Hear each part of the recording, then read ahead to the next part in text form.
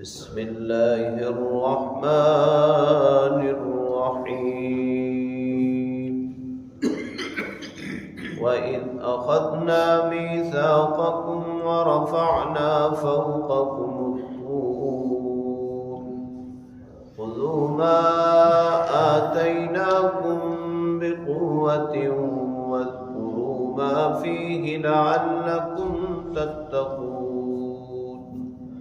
ثم توليتم من بعد ذلك فلولا فضل الله عليكم ورحمته لكنتم من الخاسرين ولقد علمتم الذين اعتدوا منكم في السبت فقلنا لهم كونوا قردة خاسئين فجعلناها نكالا لما بين يديها وما خلفها وموعظة للمتقين صدق الله وصدق رسوله النبي الكريم۔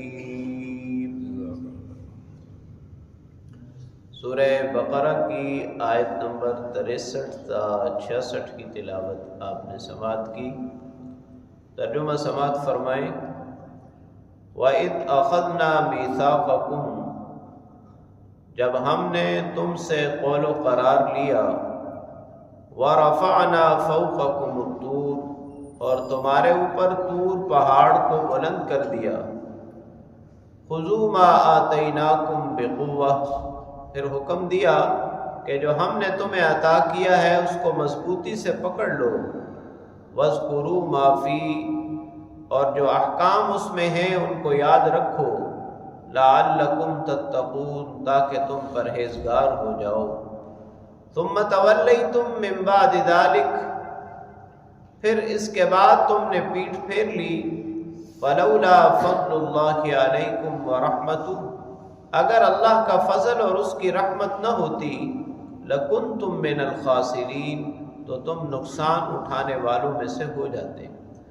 وَلَقَدْ عَلِمْتُمُ الَّذِينَ اعْتَدَوْا مِنْكُمْ فِي السَّبْتِ، اور تم میں سے جن لوگوں نے ہفتے کے معاملے میں حد سے تجاوز کیا تم ان کو جانتے ہو۔ فَقُلْنَا لَهُمْ، ہم نے ان سے کہا، كُونُوا قِرَدَةً خَاسِئِينَ، ذلیل بندر ہو جاؤ۔ فَجَعَلْنَاهَا نَكَالًا لِمَا بَيْنَ يَدَيْهَا، ہم نے اس کو عبرت بنایا ان لوگوں کے لیے جو اس وقت موجود تھے، وما خلفها، اور جو بعد میں آئیں، وموعظة للمتقین، اور پرہیزگاروں کے لیے نصیحت۔ بنی اسرائیل کو جب اللہ تعالی نے فرعون سے آزادی عطا کی تو انہوں نے حضرت موسیٰ علیہ السلام سے کہا کہ اب ہمارے لیے کوئی کتاب ہو، کوئی احکام ہو جن پر ہم عمل کریں، ان کے مطابق ہم زندگی بسر کریں۔ تو اللہ تعالیٰ نے حضرت موسیٰ علیہ السلام کو طور پہاڑ پر بلا کر تورات عطا کی۔ جب آپ تورات لے کر آئے تو پھر انہوں نے طرح طرح کی باتیں شروع کر دی، حتیٰ کہ انہوں نے یہ کہا کہ اللہ تعالی ہمیں خود کہیں تو پھر ہم ایمان لائیں۔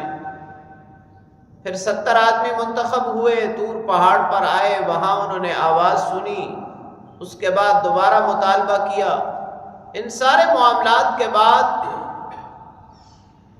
پھر ان کا طریقہ کار یہ تھا کہ کچھ احکام سے پیچھے ہٹ جاتے اور موسیٰ علیہ السلام سے یہ کہتے کہ ان پر ہم عمل نہیں کر سکتے۔ اس کی ایک وجہ یہ بھی تھی کہ جب یہ لوگ واپس گئے تو انہوں نے کہا اللہ نے کیا حکم دیا، انہوں نے اپنی طرف سے کچھ اضافہ کر دیا، کہا کہ اللہ نے یہ کہا ہے کہ جس پر عمل کر سکو کر لو اور جس پر عمل نہ کر سکو چھوڑ دو۔ اللہ رب العالمین نے ان کی اس بدعملی اور ٹال مٹول کی وجہ سے ان کو یہ سزا دی کہ طور پہاڑ کو ان کے اوپر معلق کر دیا۔ اب طور پہاڑ کے معلق کرنے سے دونوں مراد اور مفہوم ہو سکتے ہیں۔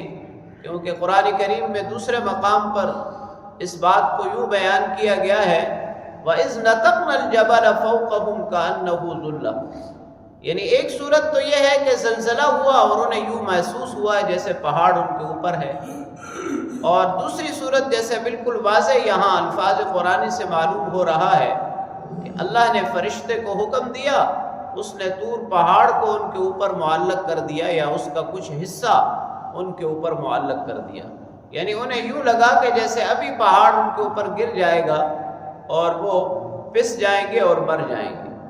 تو پھر انہوں نے احکام قبول کیے۔ یہاں ایک بات ذہن میں یہ بھی آتی ہے کہ دین میں تو جبر اور اکراہ نہیں ہے، تو پھر ایسا کیوں کیا گیا؟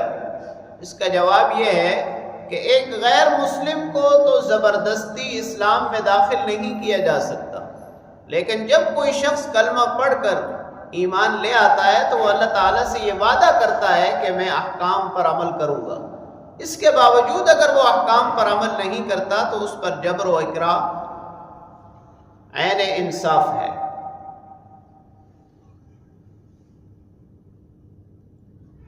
دوسری بات جس کا یہاں ذکر کیا گیا وہ یہود کی ایک بستی تھی شام کے غربی علاقوں میں جس کا نام ایلا تھا۔ یہ سمندر کے اوپر آباد تھی، جس میں تقریباً 80,000 یہودی آباد تھے۔ ان کا گزر بسر مچھلیاں پکڑنے اور مچھلیاں فروخت کرنے پر تھا۔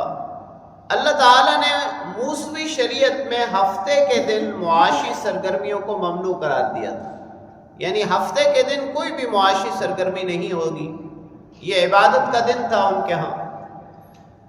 تو اب ان کی آزمائش کے لیے صورتحال اس طرح تھی کہ ہفتے کے دن مچھلیاں بہت زیادہ ہوتی اور اوپر نظر آتی، تو رفتہ رفتہ انہوں نے اللہ تعالیٰ کے اس حکم میں حد سے تجاوز شروع کر دیا۔ پہلے ایک شخص نے ایک مچھلی پکڑی، اس کو باندھ کر پانی میں چھوڑ دیا اور دوسرے دن جا کر اس کو نکال کر لے آیا۔ پھر آہستہ آہستہ انہوں نے یوں کیا کہ چھوٹی چھوٹی نالیاں بنا لی، وہ نالیاں نکال کر حوض بنا لیے، اور جب حوض میں مچھلیاں آ جاتی اس نالی کو بند کر دیتے اور پھر اتوار کو جا کر پکڑ لیتے۔ تو اللہ رب العالمین نے ان پر پھر یہ عذاب نازل فرمایا، اپنے ناراضگی کا اظہار فرمایا، اور یہ حکم جو تھا ہفتے کے دن کا معاشی سرگرمیوں کی ممانعت کا، یہ اتنا سخت تھا کہ اللہ رب العالمین نے باقاعدہ اس کا حکم نازل فرمایا تھا اگر کوئی اس کی خلاف ورزی کرے گا تو اس کو قتل کر دیا جائے گا، یعنی اتنا بڑا گناہ کیا۔